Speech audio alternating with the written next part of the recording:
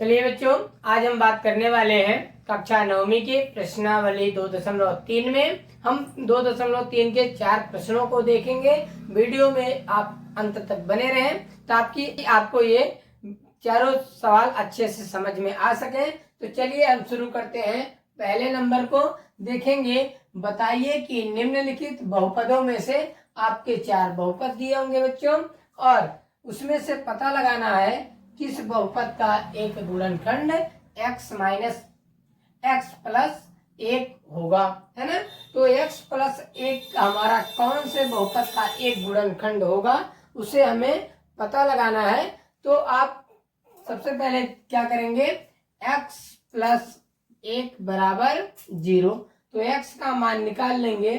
x बराबर कितना हो जाएगा, ये प्लस 1 था, उधर जाएगा तो माइनस 1। ये हमारा x का मान निकल करके आ गया। इसी x का मान हम कहाँ रखेंगे, बहुपद में रखेंगे।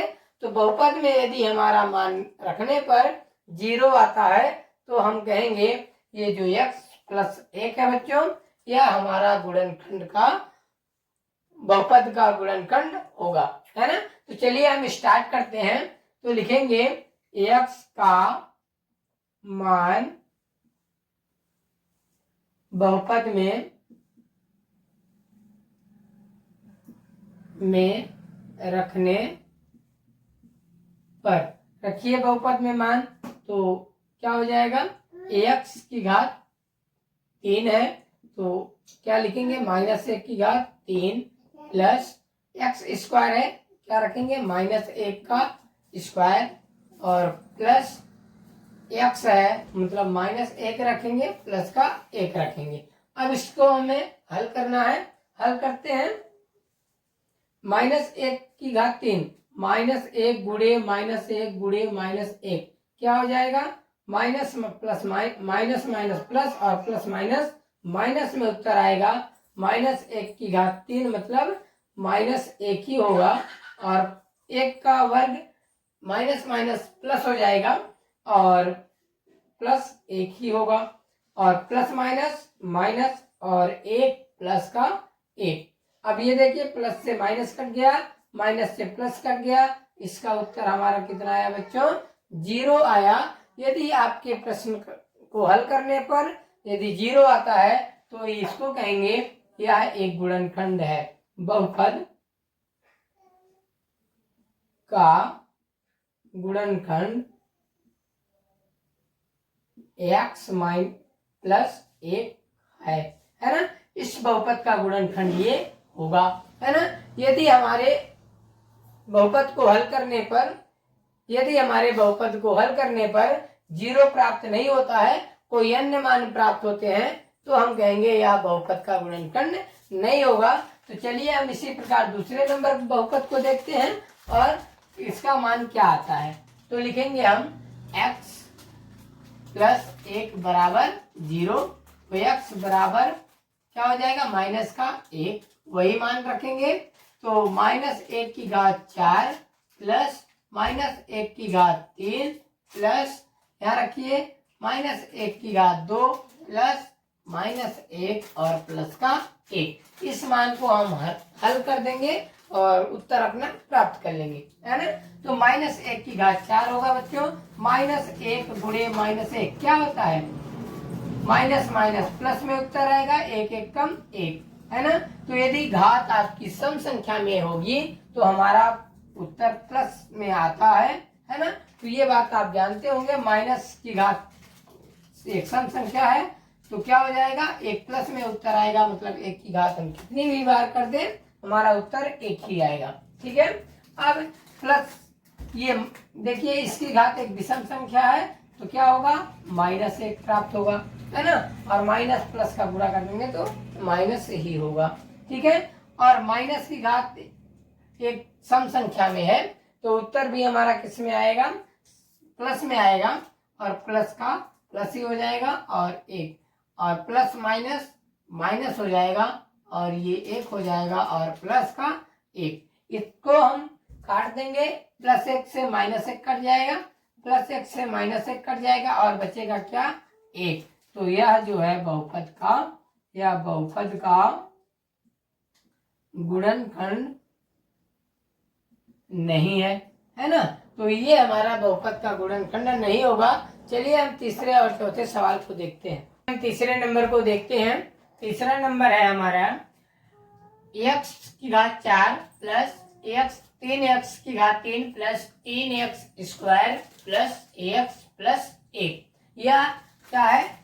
x प्लस 1 का गुणनखंड है कि नहीं, हम तीसरे नंबर को देखने वाले हैं। तो हम क्या करेंगे बच्चों, x का सबसे पहले हम मान निकालेंगे। तो x बराबर माइनस का 1। अब इसी बहुपद में हम क्या करेंगे, x का मान रख देंगे और हमारा उत्तर आ जाएगा। तो देखते हैं, माइनस 1 की घात 4 प्लस 3, मान रखिए माइनस 1 की घात 3 प्लस 3x की घात 2, तो क्या हो जाएगा माइनस 1 की घात 2 प्लस माइनस 1 और प्लस का 1। इस तरह से हमने सबसे पहले मान रखा है। मान रखने के बाद इसको हल करेंगे। माइनस की घात सम संख्या है तो क्या उत्तर आएगा, 1 आएगा। और माइनस की घात देखिए विषम संख्या है तो माइनस में उत्तर आएगा, तो माइनस 1 उत्तर आएगा। तो क्या हो जाएगा, 3 और माइनस 1, ठीक है। और प्लस इसका क्या हो जाएगा, प्लस में उत्तर आएगा 1, सम संख्या है। और प्लस माइनस माइनस और 1 और प्लस का 1। इसको अभी हम एक स्टेप और हल करेंगे और क्या हो जाएगा हमारा, 1 प्लस माइनस माइनस 3 1 कम 3 प्लस 3 माइनस का 1 प्लस का 1। अब इसको हल करेंगे तो देखिए प्लस और माइनस ये कट गया और माइनस 3 प्लस 3 ये कट गया। उत्तर क्या आया हमारा, 1। यह अभी क्या है, यह बहुपद